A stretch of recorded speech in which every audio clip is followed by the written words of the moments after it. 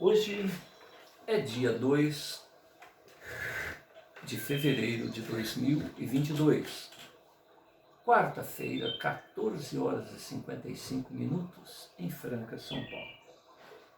Nós estamos realizando o culto cristão no lar e para isso optamos pela leitura desta obra, A Morte e o Seu Mistério. É uma obra produzida por Camille Flammarion, um astrônomo, que escreveu vários livros, dentre eles, com esse título, A Morte e Seu Mistério, em 3 volumes. O primeiro volume, tratando da morte antes que ela aconteça. No segundo momento, volume 2, que é esse que nós estamos lendo, durante o período em que a desencarnação, vamos dizer assim, está acontecendo. E o terceiro volume, depois que ela aconteceu. Ele inicia esse segundo volume, que é, no meu caso aqui, a 4ª edição, produzido pela Federação Espírita Brasileira, tratando no item 1, os fatos expostos no primeiro volume provam irrefutavelmente a existência da alma? É uma pergunta. E apresentam um pensamento socrático. Ninguém sabe o que é a morte, nem se ela será o maior benefício para o homem. Apesar disto, tememo-la, como se for o pior de todos os males. Atenienses,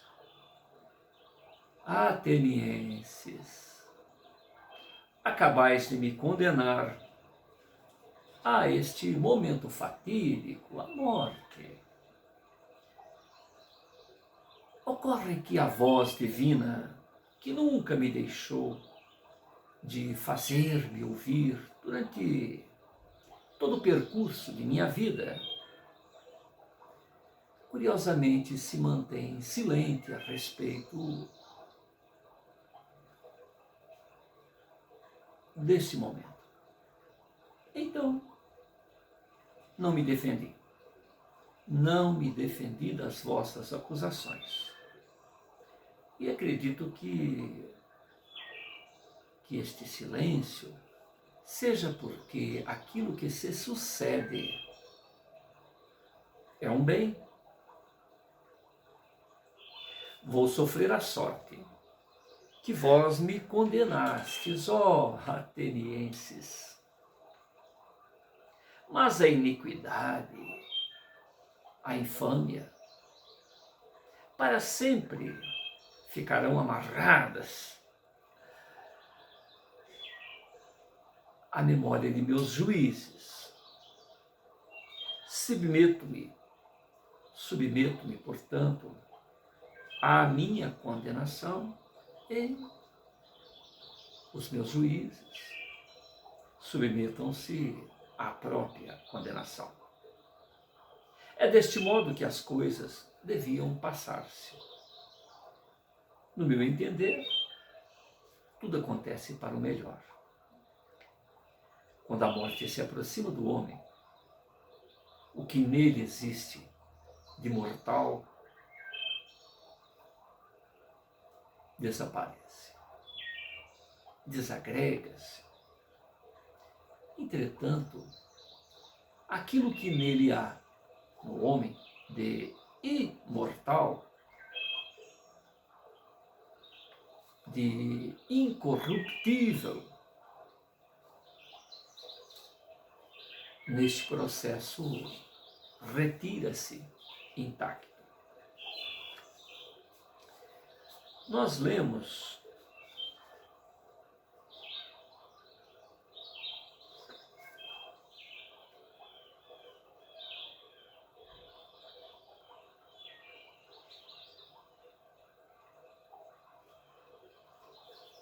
o livro até a página 14, onde ele justamente fala sobre o valor dos testemunhos. E aí continua. A objeção derivada da incerteza dos testemunhos humanos está, ao que me parece, inteiramente eliminada pelos raciocínios precedentes. Podemos e devemos admitir esse fato como reais, suficientemente verificados, irrecusáveis. Depois de havermos tomado em linha de conta todos os erros possíveis de qualquer natureza que sejam, não excetuando mesmo as fraudes, mais estudadas por mim do que por todos os dissidentes. Chegamos agora à discussão fundamental das hipóteses explicativas, a fim de esclarecer inteiramente a nossa convicção nas faculdades intrínsecas da alma e na sua existência independentemente do corpo. Esses fenômenos que nos antolham tão extraordinariamente ou tão extraordinários não poderiam ter uma causa física. Todas essas manifestações de forças estranhas, das quais muitas parecem atribuíveis a um espírito distinto de nosso organismo, ou muitas vezes mesmo a espíritos exteriores, não poderiam ter por origem nossos próprios cérebros? O homem conhece-se a si próprio? Não, o homem ignora-se. Ele nunca avaliou o reservatório de energias, de forças desconhecidas que possui seu ser. A biologia detém-se à superfície, nas manifestações aparentes, e os fisiologistas confessam que não analisam, senão incompletamente, certas peças de nossa máquina humana, sobretudo no que toca ao funcionamento dos centros nervosos. Quando recapitulamos diante de nossos olhos as descobertas devido ao gênio criador, a invenção do telescópio, a invenção do microscópio, os aparelhos acionados pelo vapor, as aplicações da eletricidade, a fotografia terrestre, a fotografia celeste, a análise espectral, a navegação aérea, o telégrafo elétrico, o telefone, o fonógrafo, o cinematógrafo, a telegrafia sem fios e outros tantos. Não podemos deixar de admirar a potência do espírito humano e de pensar que estas faculdades não foram ainda inteiramente exploradas. Muito recentemente ainda, em maio de 1920, ouvi ao detector de um posto receptor de telegrafia sem fios, no meu observatório em Juvisy, os estalidos secos sucessivos, rápidos, produzidos pelas descargas elétricas de uma tempestade longínqua. De repente, deliciosa melodia substituiu estes sons monótonos. Primeiro foi uma sonata executada ao piano. Depois, toda uma orquestra que encantou o meu ouvido. Ninguém tocava na vizinhança, qualquer instrumento. Era um concerto celeste evocado ou evocando as suaves harmonias da música dos anjos bíblicos, cujos executores se encontravam em Londres diante de um posto transmissor de radiotelefonia. E os espectadores em Roma, no posto auditor. Assim voava muito para lá da França este concerto de Além Mancha, destinado à cidade eterna. Se nosso ouvido fosse dotado das propriedades do aparelho receptor de um posto radiotelefônico, perceberíamos essas vozes do espaço. Essas músicas etéreas que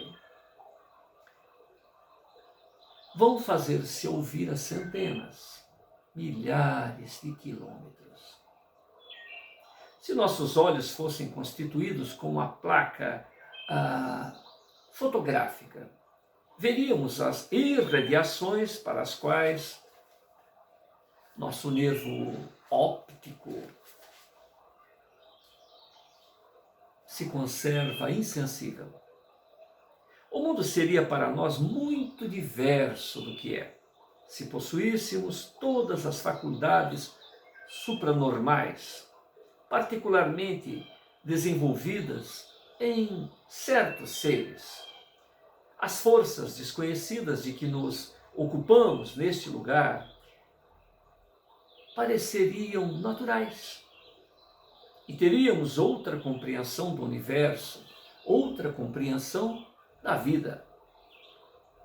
Estas observações induzem-nos a pensar que vivemos num seio de mundo invisível, no qual andamos mergulhados como cegos, em pleno sol, como surdos a brilharem ou a aplicarem ouvidos atrofiados às harmonias de um Beethoven, de um Mozart.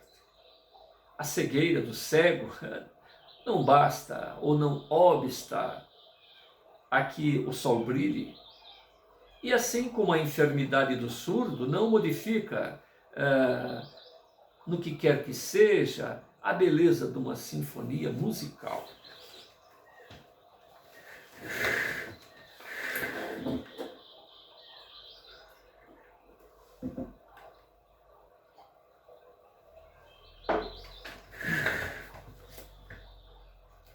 Desde que verificamos todos esses progressos da ciência, não poderíamos impedir-nos de vê-los continuar de futuro.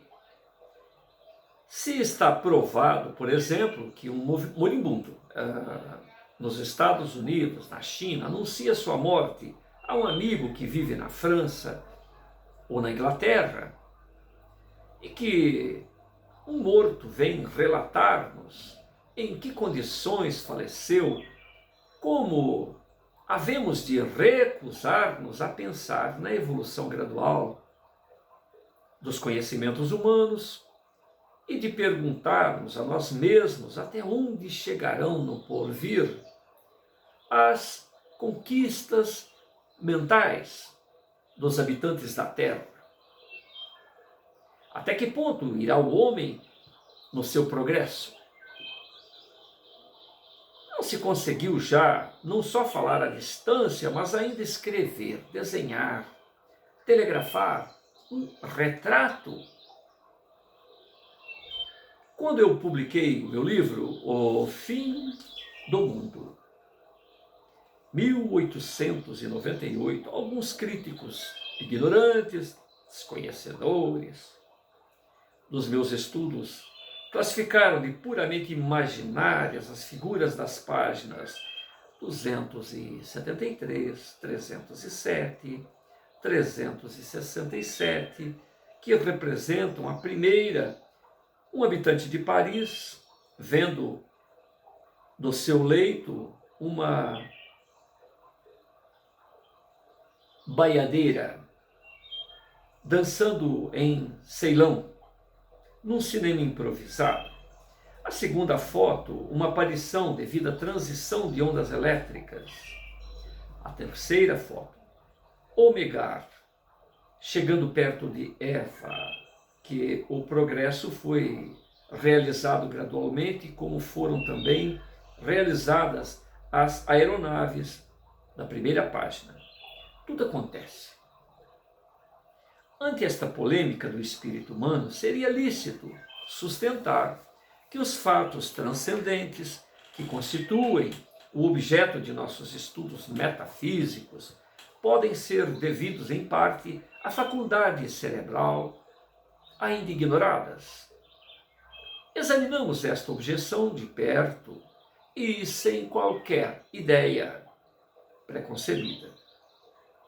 A questão estabelece-se claramente da seguinte maneira: os fatos observados devem ser atribuídos a faculdades conhecidas ou desconhecidas de um aparelho cerebral tão poderoso como se imagina. Analisemos, dissequemos um dos exemplos apresentados no primeiro volume desta obra, ou seja, no tomo 1, e esse é o tomo 2. O caso da página 355 da obra anterior.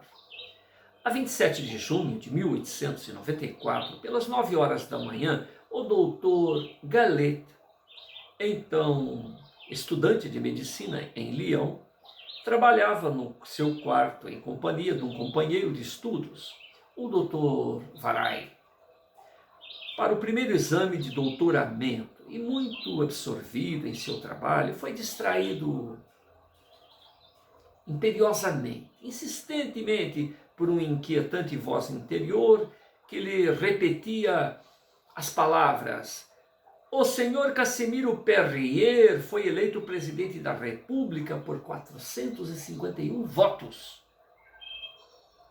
O estudante escreve a frase no papel, que passa ao companheiro, lamentando-se de sua obsessão. Varay lê, encolhe os ombros ante a insistência do amigo, que acredita numa premonição real, e pede-se muito asperamente que o deixe estudar em paz. Depois do almoço, os dois companheiros encontram-se com 2 outros estudantes, o Dr. Boucher, atualmente médico na Alta Saboia, e o Dr. Deborgne, ao presente farmacêutico em Tonon.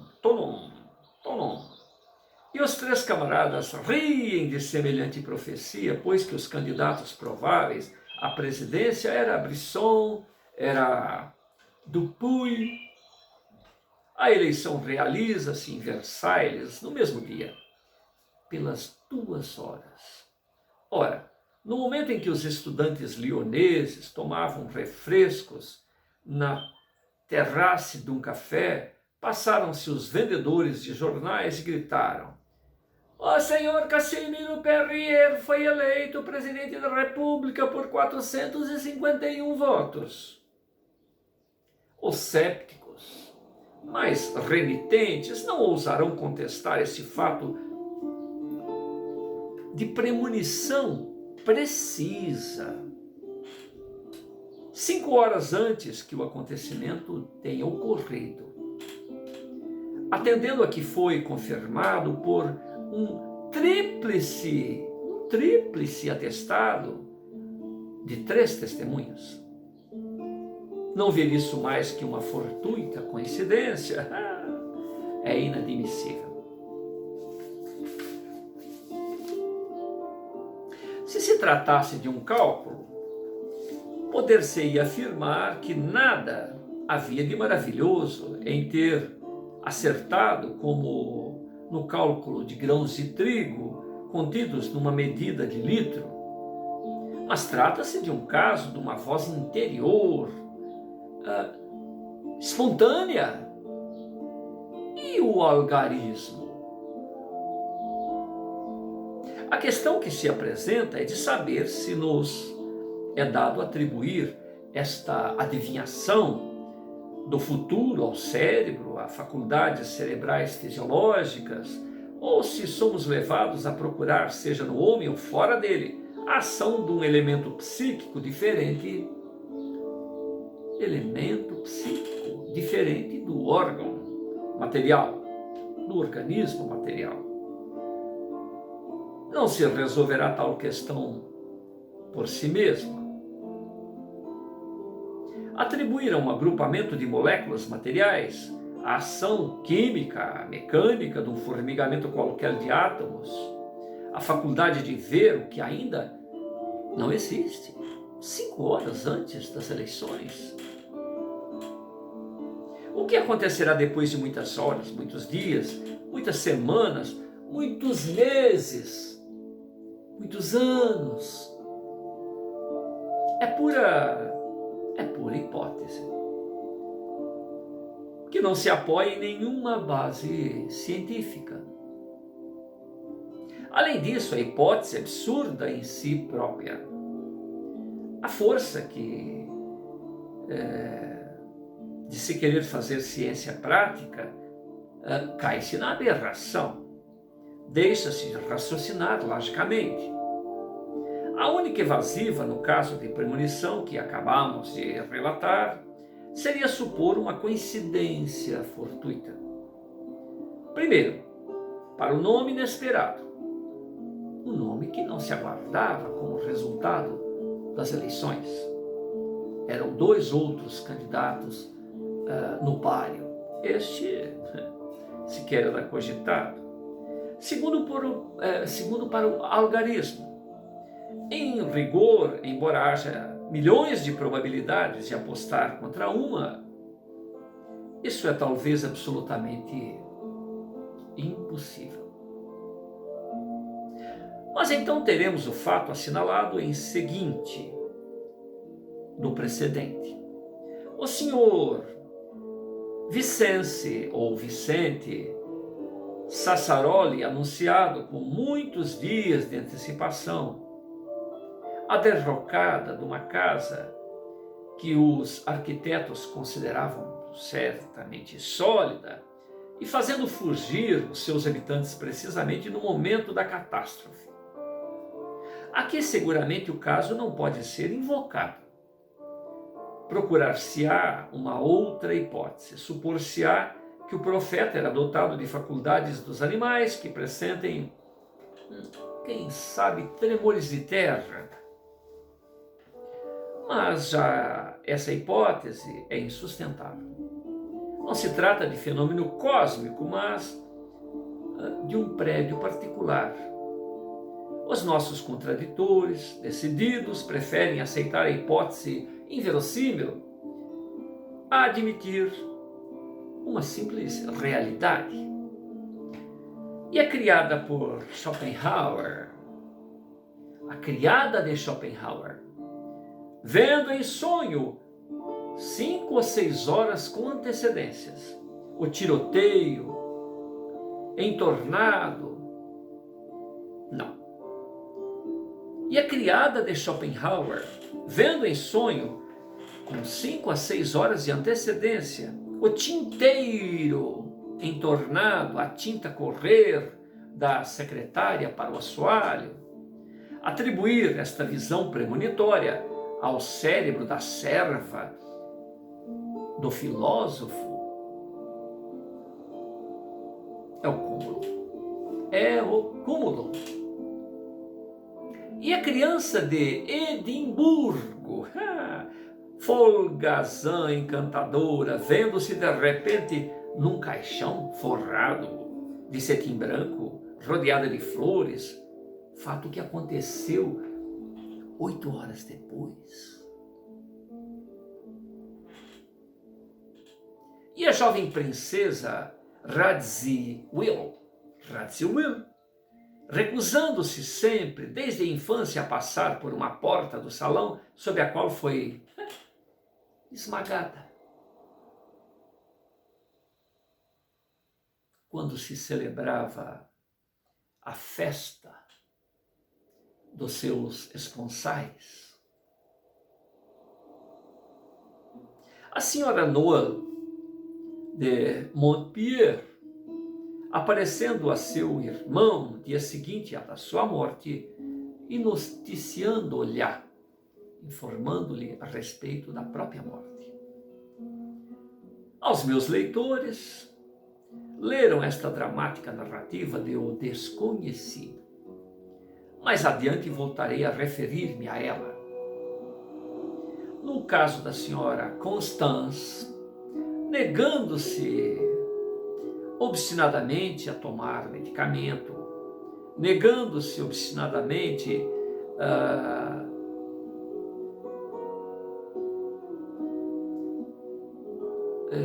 o remédio que a teria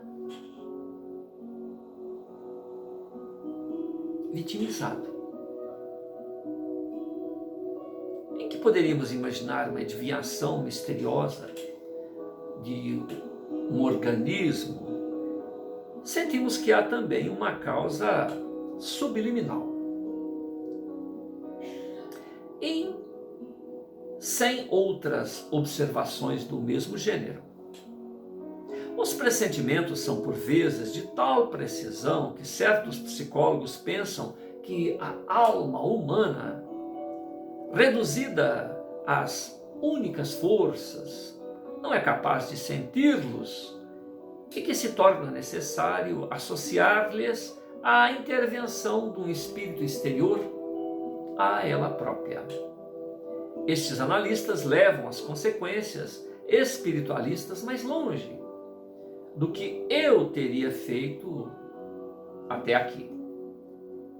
Que nisso o cérebro entre um jogo, muito bem. Mas ele não é mais do que um instrumento. A locomotiva não se moveria sem um maquinista. O aparelho elétrico não é telegrafista. O telefone não é a pessoa que faz a chamada. A câmara escura não é o fotógrafo. Há ainda um outro aspecto do homem de que não falei até agora e sobre o qual nada tenho a dizer aqui. O caráter moral. Como é que combinações de moléculas químicas poderiam produzir a bondade, a devoção, produzir o amor do bem, o amor do melhor a ser feito, a renúncia pessoal a favor de outrem ou de uma coletividade, a honestidade, a probidade, a virtude, o sentimento de sacrifício, o espírito de justiça, a paixão pela verdade e todas as faculdades espirituais que constituem o domínio moral da humanidade. As faculdades da alma são tão diferentes quanto os indivíduos, mas existe uma semelhança comum entre todas as almas: a consciência para condenar o mal e louvar o bem. E nisso há um acordo universal. A consciência para condenar o mal e exaltar, louvar o bem. Além do lado espírito da alma, há também o lado moral, que constitui o próprio fundo da psique humana. Como ver nisto a função de matéria cerebral? Não, o homem não é apenas o organismo físico que os fisiologistas têm explicado até o presente. É mais complexo. Que será ele na sua totalidade? E que nestes estudos pretendo apurar. Todavia, certas personalidades supostamente científicas não querem largar a presa. Não acreditam, sob nenhum pretexto, em nossas conclusões, por mais lógicas que sejam, por mais lógicas que se apresentem. Há nisto uma negação sistemática, premeditada, inconsequente. Deplorável em espíritos ponderados. Para todo observador, independente, um método positivo mais estrito estabelece com segurança que os fatos supranormais estudados nesta obra não poderão ser negados. Devem, para o futuro, ser inscritos no domínio aumentado, transformado das ciências exatas.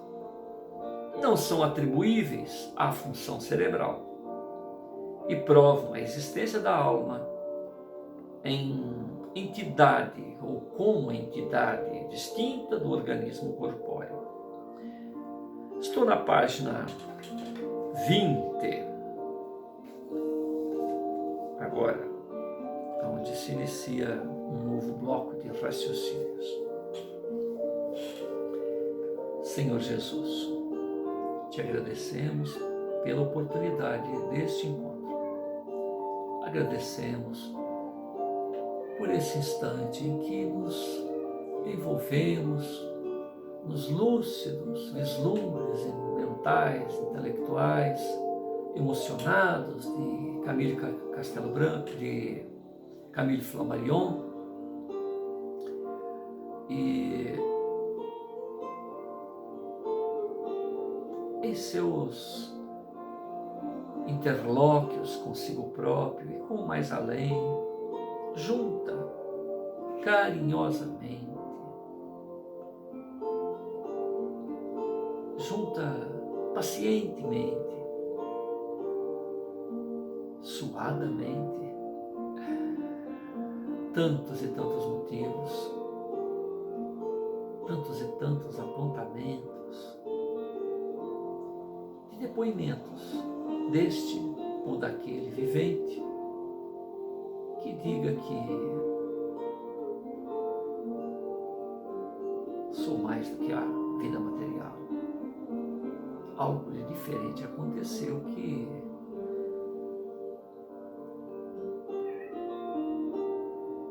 a construção fisiológica ou o funcionamento desses mesmos órgãos não seria capaz de elucubrar por si próprio. Então, Senhor, louvado seja o esforço de Camille Flammarion, louvado seja o esforço de tantos outros companheiros de ciência que despem-se do próprio orgulho, servindo muitas das vezes de chacota, de zombaria, de outros pseudo-intelectuais, de outros hipócritas, presos a sistemas que lhe oferecem um instante de glória, um instante de fama fugaz, não vendo além da poeira que passa por seus olhos. Esforçaste, Jesus, esforçaste tanto para nos fazer perceber a grandeza que nos está reservada, para nos fazer perceber que somos teus irmãos, deuses em potencial, podendo fazer o que fizeste, repetindo e muito mais, se o quisermos, porque sem o livre-arbítrio, sem o interesse pela compreensão desses potenciais, certamente ficaremos na admiração, na inveja, no pasmar, inúteis, inconsequentes, perniciosos ao próprio progresso.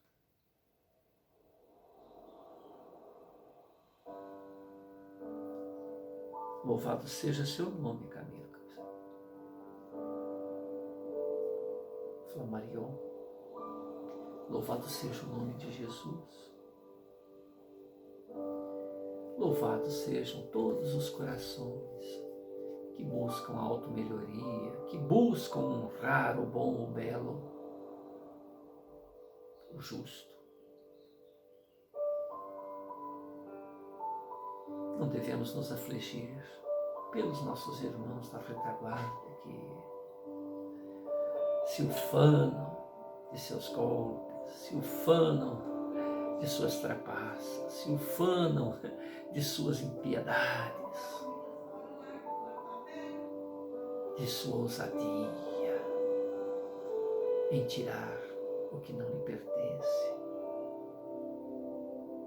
mesmo que seja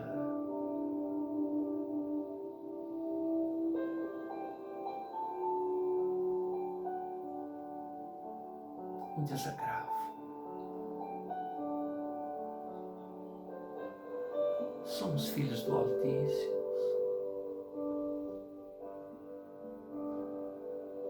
Co-criadores, a princípio, para a nossa própria experiência. Consciente ou inconscientemente, somos co-criadores. E plantamos o nosso futuro imediato a cada decisão, a cada pensamento, a cada proceder.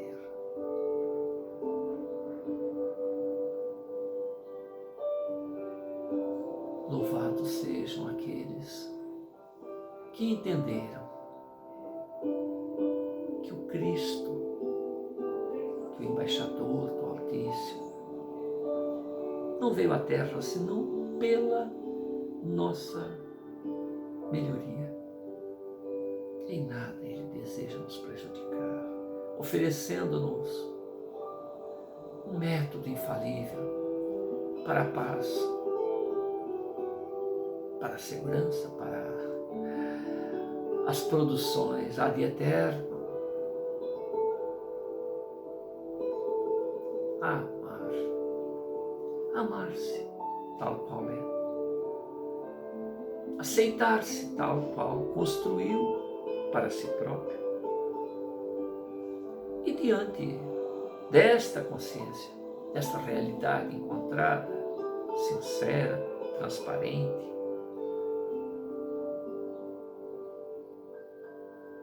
seguir adiante.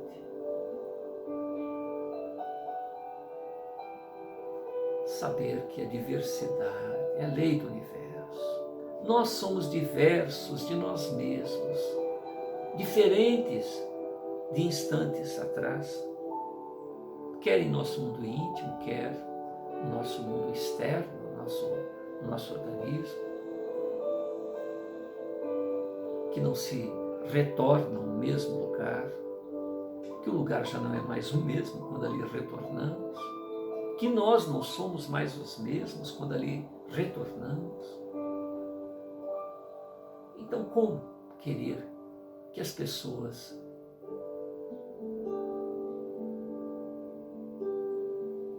sejam da maneira com que nós imaginamos que deveriam ser, sendo que nós próprios não somos aquilo que imaginamos?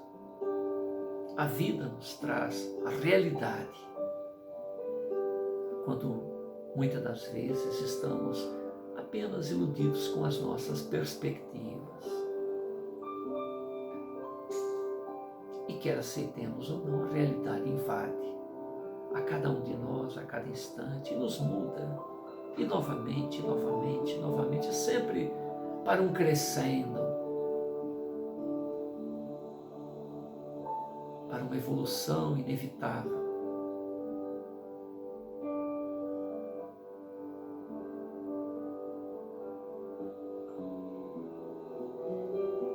Pontilhamos esta obra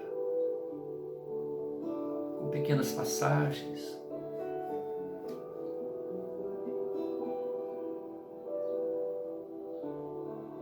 a morte, o que é a morte? A morte é uma falecida. o Cristo de Deus e o Senhor Hipólito Leão Denizata Refai já colocaram em seu jazigo. A morte está morta. A vida,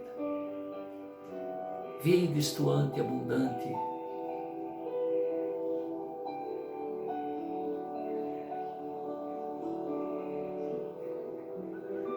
para todos, quer aceitemos ou não. Não há como se matar, como anular-se, deixar de existir. Há entraves, há o acúmulo de embaraços cada vez que tentamos deixar de existir, mas deixar de existir. Ler o engano, a presente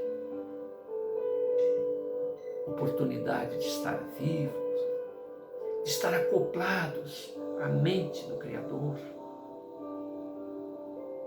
ser a luz do Criador vívida em nosso mundo íntimo. Isso não há como ser deixado de lado.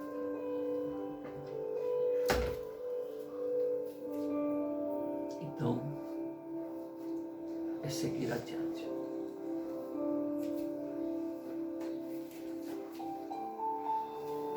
Muita paz a todos.